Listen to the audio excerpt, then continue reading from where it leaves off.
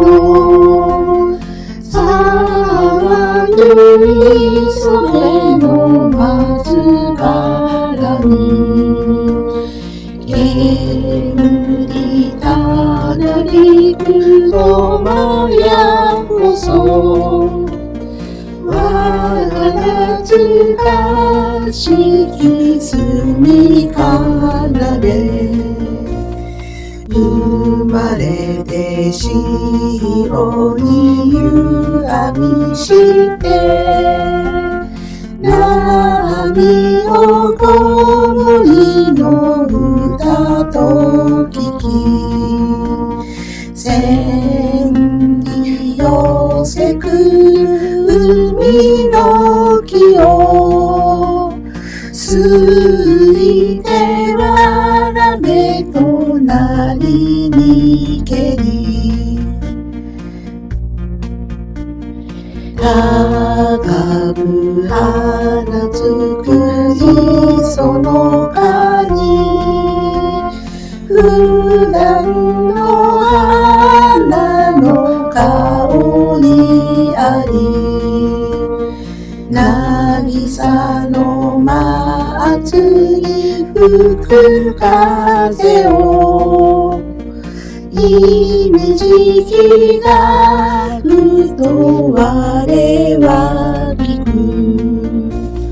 常夜の廊下い操りてゆれて定めぬ波枕桃広千尋の海の底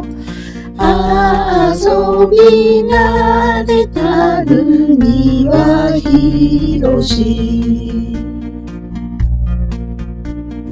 幾度せここに鍛えたる鉄より固き光なり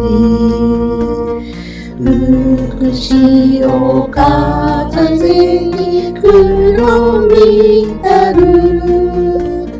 花は尺のさながらに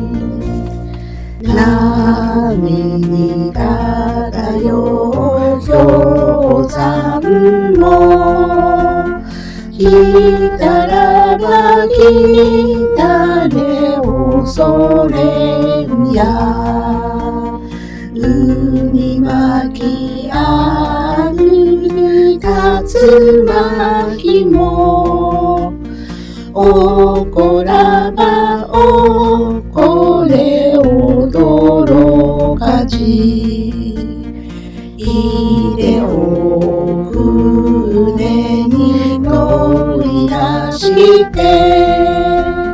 我は拾わぬ海の富